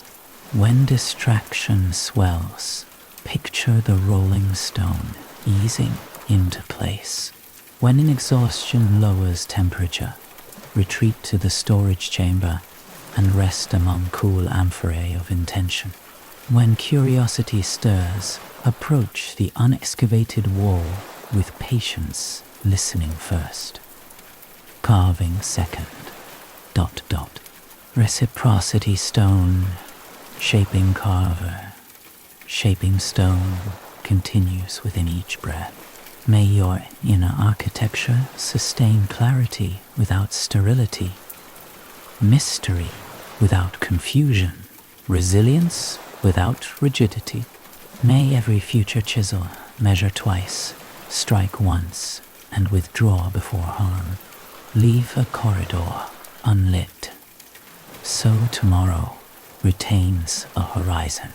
If you value these deep dives, you're welcome to subscribe. Somewhere beneath memory's plateau, a new gallery waits silent, whole, generous. No prior layer, retold only an intentional letting go. You now carry a portable underground city, glossary terms as tools, methods as scaffolds, practices as chambers, unanswered questions as fertile dark. Let it remain dynamic. Add levels when life demands refuge or renewal. Seal others when they collapse into disuse. Do not fear partial maps. When distraction swells, picture the rolling stone easing into place. When exhaustion lowers temperature, retreat to the storage chamber and rest among cool amphorae of intention. When curiosity stirs, approach the unexcavated wall with patience, listening first. Carving second. Reciprocity stone, shaping carver. Shaping stone continues within each breath. May your inner architecture sustain clarity without sterility, mystery without confusion, resilience without rigidity. May every future chisel measure twice, strike once, and withdraw before harm. Leave a corridor unlit so tomorrow retains a horizon. If you value these deep dives, you're welcome to subscribe. Somewhere beneath memory's plateau, a new gallery waits silent, whole, generous. No recap, only a meeting outside of time. An archaeologist kneels beside a lamp niche, digital tablet glowing. An elder monk, drawn from composite historical traces, sits cross-legged near the rolling stone door. Between them stretches 8 centuries. Archaeologist, I read layers. Soot thickness, plaster composition, pollen in mortar dot. They suggest phases, but motives stay silent. Why carve so deep when surface sun was free? Monk. Sun nourishes the body. Depth shapes attention. We did not flee light. We distilled it. Each blow of the chisel removed distraction until sound thinned to prayer. Archaeologist, your chapel lacks painted saints. Was it poverty? Fear of soldiers? Iconoclastic decree? Monk, perhaps all, perhaps also preference. Naked stone reflects the one who enters. Painted figure would answer too soon. The tablet renders a rotating scan of the shaft. Your ventilation design. Did you calculate taper? A faint smile. We watched smoke. Where it hesitated, we widened. Where it rushed, we left. Calculation is another word for patient watching. The archaeologist hesitates. We debate whether tunnels connected to neighboring cities. Some villagers insist on miles of passage. Our instruments haven't proved it. Belief serves until measurement matures, the monk replies. If corridors join, they do so as friendships, intermittent, maintained by walking. Absence of proof is not license for fantasy. Presence of rumor is not anchor for certainty. Guard both. How did you mark time without sun? Discipline. Chant cycles, meal rhythms, seasons of moisture. A mind entrained to breath keeps steadier hours than a shadow stick. The archaeologist's stylus hovers. We worry tourism's breath erodes what remains. Yet, without visitors, funding dries. Advice. Treat a void as garden. Too many feet compact soil. Too few and roots wither. Alternate rest and welcome. Publish uncertainty. Mystery share carefully ripens into care. Silence widens. Only a drift of cool air ascends. The archaeologist looks up from glowing pixels. Your words are intangible. I can archive data, but not this exchange. You misunderstand, the monk says. Data is the shadow. Exchange is the stone. The tablet battery icon dims. When the archaeologist lowers it, the elder is gone, perhaps never present yet. A new line appears in the digital field notes. Reciprocity remains the primary artifact. If you value these deep dives, you're welcome to subscribe. A faint afterimage of two overlapping footprints softens into the dust, then disappears. No summary, only an elemental circuit blending tangible architecture with inner cultivation. Earth. Sit upright. Feel the imagined pressure of tons of tough above, not threatening, simply present. Sense weight transferring through spine into the floor. Recall how ancient carvers trusted the stone's compressive strength. Whisper internally. Stability without stagnation. Let muscles soften while skeletal alignment holds. Earth grounds unhurried intention. Water, dot. Picture the cistern, lime-lined basin catching slow seep. Inhale through the nose, counting 4. Pause, still surface. Exhale 6, imagining ripples smoothing. Emotional residues settle like silt. Clarity returns not by force, but sedimentation. Hydration of psyche is patience. Fire, a single lamp burns within its niche. Visualize the wick trimmed. Flame steady, not a consuming blaze. Draw attention to the heart center. With each inhale, see the flame brighten slightly. With each exhale, its halo widens, illuminating nearby stone without smoke.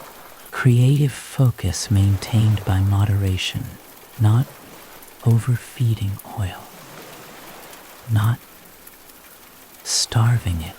Air. Shift awareness to the ventilation shaft. Feel subtle draft at nostrils. With each breath, imagine fresh air descending as curiosity, stale air ascending as outdated narrative. Employ a gentle ujjayi whisper if familiar. Otherwise, keep breath silent. Air teaches exchange, knowledge retained only by circulation. Space. Finally, approach the unexcavated wall. Instead of carving, perceive latent chamber already existing in potential. Mentally step through its outline into a volume without edges, cool, transparent, receptive. Rest there for several breaths.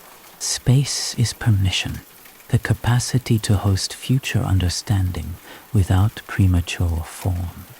Reassemble elements, earth stability, cradling water patience, fire focus tempered by air exchange, all suspended within space. Open eyes. Carry this pentad into tasks, writing, conversation. Rest, letting architecture silently advise behavior. If you value these deep dives, you're welcome to subscribe. A quiet equilibrium, lamp glow, cool draft, still water, patient stone, unbounded room. No recap, only numeric texture rendered lyrical, depth kuyu, accessible. Approximately 85 meters. Levels interpreted. 8 principal, with debated sub-tiers. Average corridor width, 1.2 meters, just enough for 2 shoulders grazing. Ventilation.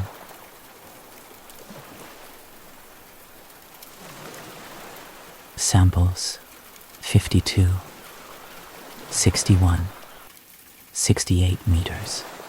Taper ratio near 0.85. From base to crown. Stable temperature, 13 degrees Celsius.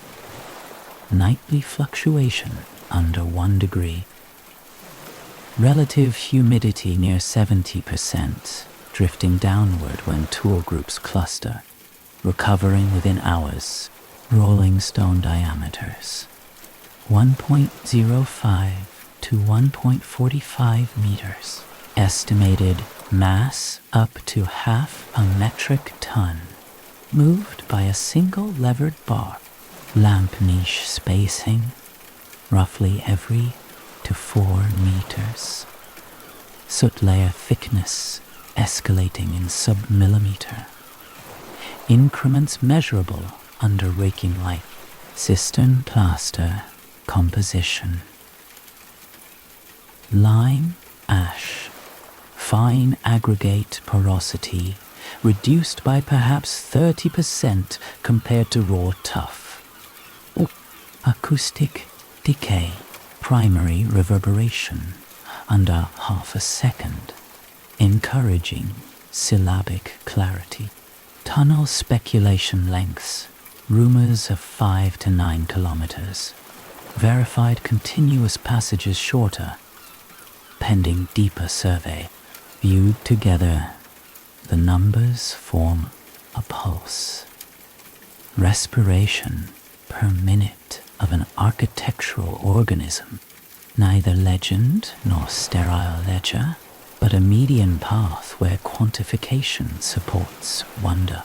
The mathematics do not replace the cool draft on skin.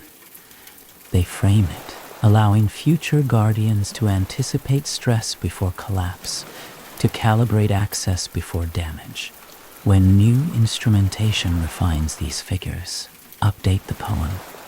Living heritage requires editable metrics. If you value these deep dives, you're welcome to subscribe. Digits settle like fine dust upon the threshold. Quiet integers guarding immeasurable dark. No summary, only a structured week you can actually run. translating centuries of stone craft into contemporary learning. Day 1, Geological Foundations. Morning seminar introduces volcanic processes. Participants examine pumice, dense tuff, basalt, taut, activity, scratch test hardness, spray with water to feel softening, an embodied sense of why winter carving thrive. Reflection journal. Where is my personal soft season for change? Day 2. Engineering and environmental control. Sketch ventilation shafts with varying taper ratios. Simple smoke, pencils, incense, sticks beneath acrylic tubes. Visualize convection. Group calculates theoretical air exchanges per hour. Design challenge. Create a shoebox model of a multi-level refuge, maintaining a target interior temperature, using only passive features. Debrief links ancient improvisation with sustainable architecture. Day 3, Ritual Semiotics. Morning reading of Byzantine hymn excerpts and hermetic passages. In dimmed room, reconfigure cardboard partitions to simulate procession. Narrow entrance. Rolling door. Chapel niche. Participants note emotional shifts at each threshold. Afternoon discussion distinguishes historical caution from modern projection. Cultivating disciplined imagination. Day 4. Data acquisition and digital twin. Teams capture a small basement corner using smartphone photogrammetry. Software stitches a rotatable mesh. Overlay annotations. Imagined lamp niches, airflow, arrows. Conversation on ethics. Where does augmentation clarify? Where does it colonize? Homework. Write a policy paragraph balancing access and preservation. Day 5. Psychological and somatic integration. Guest psychologist guides breath and posture, exercises in low light. Biometric wearables capture heart rate variability before and after simulated descent. Participants graph results, debating limits of extrapolating modern responses to medieval experience. Emphasis on humility. Data as mirror, not oracle. Day 6. Creative application. Sprinton. Each participant chooses a domain: education, therapy, urban planning, game design and prototypes, a concept inspired by Cappadocian principles, e.g. modular library pods mimicking chambers.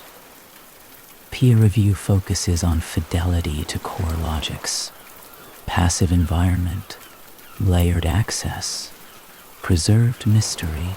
Day 7, public sharing and unexcavated futures. Open session invites local community. Participants present prototypes alongside unknowns.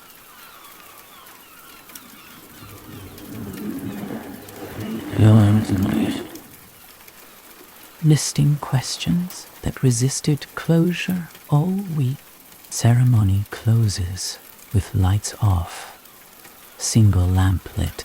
Silence held for 1 minute, honoring remaining dark commitment to ongoing careful carving. Materials required: basic geology kit, incense, cardboard, smartphones, open source photogrammetry software, heart rate sensors, notebooks. Learning outcomes: integrative thinking, ethics, ethical heritage literacy, design empathy, tolerance for uncertainty, adopt, adapt, revise. The syllabus itself is tough soft now, hardening as you use it, yet still carvable. If you value these deep dives, you're welcome to subscribe. A room full of drafts, models, and quiet notebooks becomes a temporary underground city, poised for future excavation. No recap, only extraction of managerial wisdom from subterranean design. Principle 1. Carve during the off-season. Ancient workers expanded most effectively in winter when fields rested and turf stayed moist. Modern parallel. Schedule deep strategic projects during natural lulls, fiscal quarter transitions. Post-launch calm, when cognitive material is pliable. Forcing excavation during peak harvest breeds brittle outcomes. Principle 2. Ventilation before decoration. The underground city prioritized airflow shafts prior to embellishment. Teams likewise require transparent communication channels before culture programs or aesthetic perks. Diagnose stagnation by tracking decision latency. If messages accumulate like stale air, widen the shaft, simplify hierarchy. Introduce standing check-ins before adding new initiatives. Principle 3. Rolling stone doors as boundaries. Basalt discs allowed swift isolation of a corridor without demolishing structure. Create reversible focus protocols. Quiet hours. Distraction-free sprints. Feature freeze windows. Boundaries should slide into place with one lever, not bureaucratic masonry. Equally, they must open easily to avoid silo formation. Principle 4. Stable microclimate for resource preservation. 13-degree chambers, extended shelf life. Psychological equivalent. Maintain predictable emotional temperature, steady feedback cycles. Clear expectations to preserve talent energy. Volatile spikes, panic meetings. Erratic praise, rot provisions of trust. Principle 5. Minimal iconography. Austere chapels fostered internal visualization. L. Resist overscripted mission rhetoric. Supply simple orienting symbols, then let individuals project meaning. Excessive slogans become collapsing frescoes. Blank stone invites authentic alignment. Principle 6. Multi-level access. Security and refuge relied on concentric thresholds. Translate into roller-based permissions. Sensitive data lives deeper. Onboarding guides new members gradually rather than dumping them into the deepest gallery.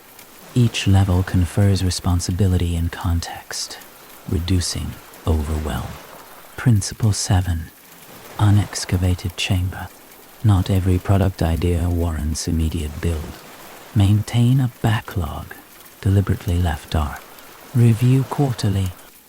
Some items mature, others dissolve. Protecting uncarved potential prevents the exhaustion of perpetual expansion. Principle 8. Conservation through measured traffic. Tourism mismanages humidity. Teams mismanage burnout by constant visibility. Rotate public-facing duties. Allow internal spaces without performance metrics, so creativity equilibrates. Principle 9. Digital twin for risk modeling. Scanning allows safe experimentation. Prototype process. changes in a sandbox document or pilot subgroup before full rollout simulate stress loads, rather than chiseling blindly into core workflows. Principle 10. Reciprocity as core metric. People-shaped stone. Stone-shaped people evaluate initiatives by reciprocal benefit. Does the system evolve alongside contributors, or does one degrade the other? When imbalance appears, pause, excavation, apply selectively, adapt language to context. Leadership itself becomes architectural craft, hollowing supportive volumes instead of stacking fragile towers. If you value these deep dives, you're welcome to subscribe. In the Mind's workshop, a new corridor curves precisely measured, patiently awaiting its first purposeful footfall. No recap, only 20 compact narrative embryos you can expand into full tales. Each hook pairs a material detail with a quietly uncanny turn. Soot stratigrapher. A conservator discovers one lamp niche whose soot bands break the chronological sequence, an inserted future layer emitting faint warmth. Unfinished chamber. Excavators halt at a wall bearing fresh tool marks, centuries newer than surrounding surfaces. No records mention recent carving, and the marks advance overnight. Borrowed air. Microclimate sensors register. A rhythmic pressure, pulse mimicking a sleeping breath cycle. Mapping reveals the pattern corresponds to a sealed void. Stone ledger. Acidic seep reveals ghostly writing, embedded inside the tuff itself. Iron trace lines forming script predating human carving.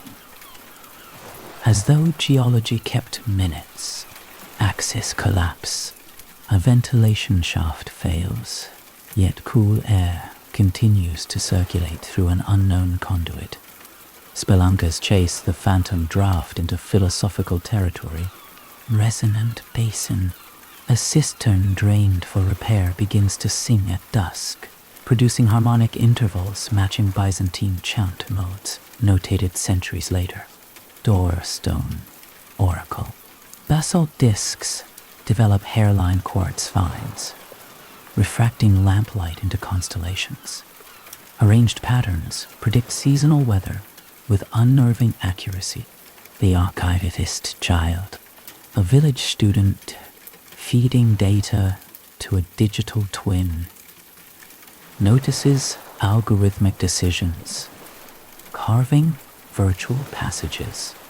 The physical team then uncovers, in reality, Pilgrim's Debt, a medieval manuscript, surfaces describing a vow to leave one chamber unexcavated. Breaking the vow in the present triggers a subtle epidemic of insomnia. Ashen wine. Amphora. Residue analysis synthesizes an extinct yeast strain. Tasting resurrected wine induces vivid shared dreams of early labor crews. Shadow census. Thermal cameras show extra heat silhouettes moving through empty corridors, adjusting lamp wicks, preserving equilibrium. Reciprocity clause. Contemporary corporation models its headquarters on Cappadocia. Productivity rises until workers refuse promotion, preferring mid-level chapel offices. Tough memory. Researchers discover compressed air pockets holding ancient pollen. Releasing them spores a resilient plant species with pharmacological empathy effects. Silicate choir. Under seismic stress, the stone emits ultrasonic tones, slowed to audible range. They form a complete liturgical cycle, implying long geological rehearsal, algorithmic monk, an AI trained on excavation notes begins issuing ethical conservation advice, signed with a 9th century hermit's name found nowhere else. Inverse Labyrinth, a mirror project, digitally inverts void and mass, revealing a sculpture of a standing figure. Carving to realize it would destroy the city. Cistern Oracle, rainwater stored one winter refuses to evaporate. Surface tension holds iconographic shapes answering unspoken questions. Boundary weather. During solar storms, the humidity spikes precisely at thresholds, creating shimmering curtains no instrument crosses. Mnemonic virus. Visitors leave recalling perfect floor plans despite never seeing deeper levels. The map propagates, slowly self-completing worldwide. Final chamber.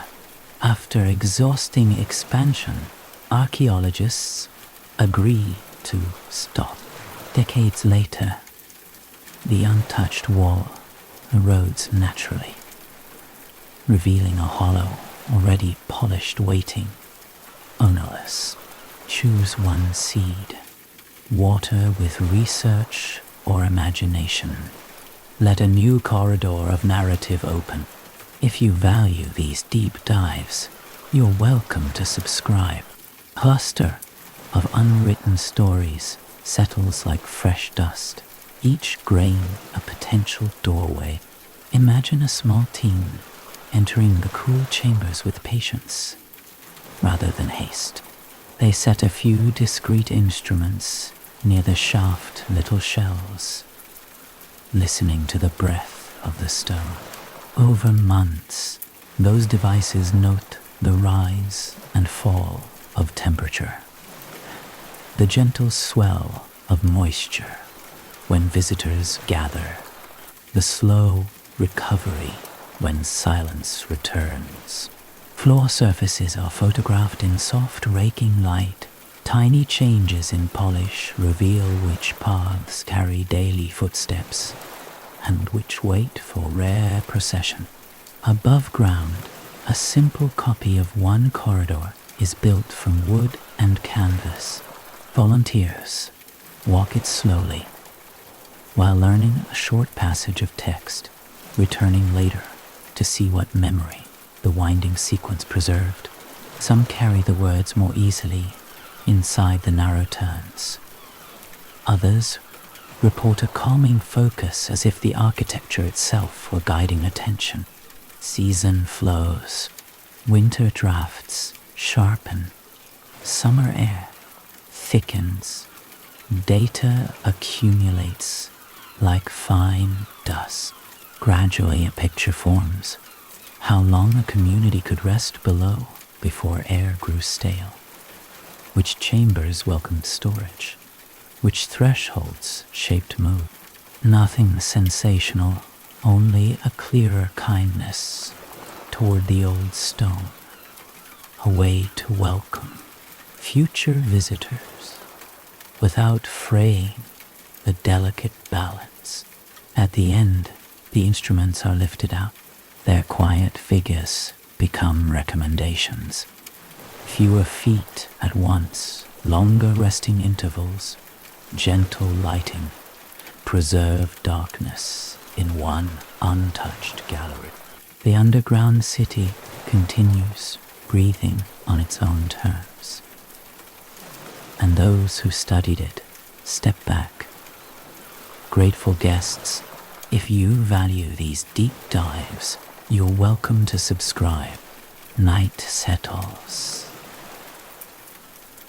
A single sensor light blinks once, then sleeps, leaving the shaft to its ancient wind. No recap, only a last slow watch. Midnight hush settles through the upper halls. Lamps have been pinched out until one remains. A quiet pearl nested in its niche. Beyond it, the corridor bends. Beyond the bend, a deeper dark receives the cooling air.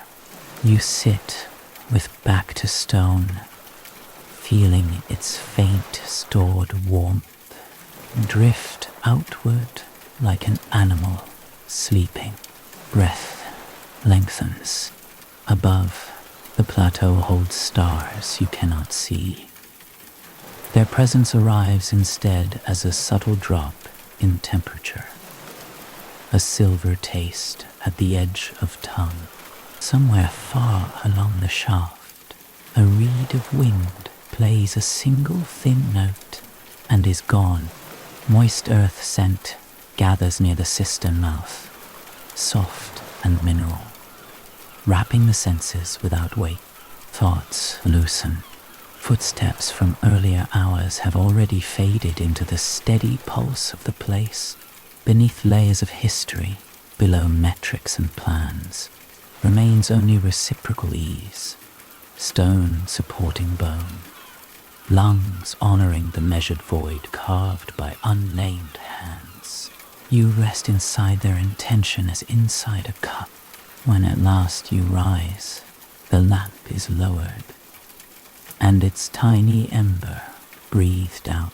Darkness folds smoothly, untroubled. Passage behind you disappears. The path ahead belongs to morning. The city keeps its vigil without you, serene and entire. If you value these deep dives, you're welcome to subscribe. A cool exhale glides upward through unseen levels, joining the quiet sky. No recap, only emergence. A pale hint of morning filters down the shaft, not light yet, merely a thinning of darkness. Air carries a faint chill touched with dry sage from the plateau. You trace the corridor upward, fingertips gliding over chisel ripples. Small waves frozen in tuff, each a quiet signature of vanished labor. The city exhales behind you. Your own breath falls into rhythm with that slow pulse. Passing the storage chamber, you sense the resting coolness, jars beaded with unseen moisture. The rolling stone waits half open, a patient guardian. Beyond it, the passage narrows and shoulders brush rock. The squeeze gently edits what you carry. A few thoughts released like dust, a few kept like smooth pebbles in the palm. Near the entrance, an early light finally reaches, diluted gold settling across the floor. Its warmth meets the underground chill and forms a brief temperate band, a soft threshold between worlds. You pause there, neither below nor above, letting stillness balance on a single quiet heartbeat. Then you climb out. The plateau stretches wide, colors not yet sharp, village roofs holding dew. Behind you, the entrance accepts its modest veil of shadow once more. Content, unurgent. The inner city continues without possessiveness. You carry out only gentleness and a slower pace. If you value these deep dives, you're welcome to subscribe. A thin thread of warmth descends after you. Then the opening rests, calm and whole. No recap, only a gentle folding. In an ordinary room far from Cappadocia, you pause, noticing how the quiet now contains subtle architecture. Breath descends like a shaft.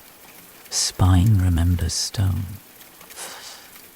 Thoughts arrange themselves in chambers of use, storage, prayer, and unexcavated dark. The external city is distant, yet its pattern has migrated inward, light and weightless. When tasks crowd, you picture a rolling stone sliding into place not refusal, simply a soft seal. When rest feels thin, you return to the storage chamber and linger among cool provisions of attention.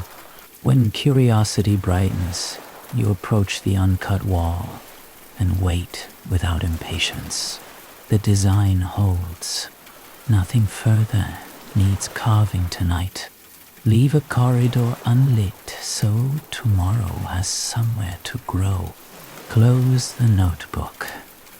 Release the image. The labyrinth remains available whenever you open the subtle door. If you value these deep dives, you're welcome to subscribe. A quiet interior space settles, vast and simple, like morning light resting on untroubled top. Once a rain of fire laid down soft volcanic ash. Centuries later, quiet hands entered that pale rock and began to hollow. First a pit for seed, then a passage, then a descending spine of rooms. Stone yielded, dried, and hardened. People shaped a refuge that in turn shaped their breath, their posture, their imagination. Across our journey, we watched each leech layer emerge. Origins and geology, Miocene, volcanoes, gifted tough, soft when cut, strong when cured, inviting winter laborers with chisels to begin the first cap. Ancient storage pits and early chambers gradually deepened into multi-level plans with tapered ventilation shafts, narrow corridors, and ingenious rolling stone doors. Infrastructure and life. Stable, cool temperature, cisterns, fermentation rooms, and lamp niches sustained intermittent communities. Security architecture and seasonal rhythms turned practical engineering into an embodied ritual and symbol. Chapels, austere crosses, and processional sequencing allowed darkness to become pedagogy. Comparative lenses linked labyrinth, axis mundi, an alchemical womb without claiming a single dogma. Adaptation and history. Seljuk and Ottoman centuries reused spaces as cellars and shelters. Entrances collapsed. Modern rediscovery reopened the mandal. Conservation now negotiates breath, erosion, and tourism. Philosophical and inner work. The city became metaphor for mind levels as faculties, shafts as breath, unexcavated rock as creative uncertainty fueling meditations, writing prompts, leadership lessons, and sustainable design insights. Research frontiers. Ambiguities remain. Early chronology, intercity tunnels, demographic pulses, ritual sequencing, future sensing, and digital twins promise careful revelation. Creative and practical extensions, fiction seeds, workshop syllabi, proposals, meditative practices, and imagined futures showed how this architecture still inspires new chambers in scholarship and daily life. Closure, guided vigils, dawn returns, and final benedictions folded the external labyrinth into a portable interior pattern, an ethics of carving just enough and leaving mystery intact. The series ends where it began. Reciprocity, Stone offered malleability. Humans responded with measured excavation. Together, they produced a living organism of air, water, fire, earth, and space. That pattern is now yours to adapt, carving habits, sealing thresholds, preserving an unlit room for tomorrow's insight. If this long descent nourished you, you're warmly invited to subscribe. Leave a comment sharing which chamber resonated most, or suggest the next hidden landscape to explore. Your reflections help decide which corridor we carve together next. May your own inner city remain cool, clear, and quietly unfinished.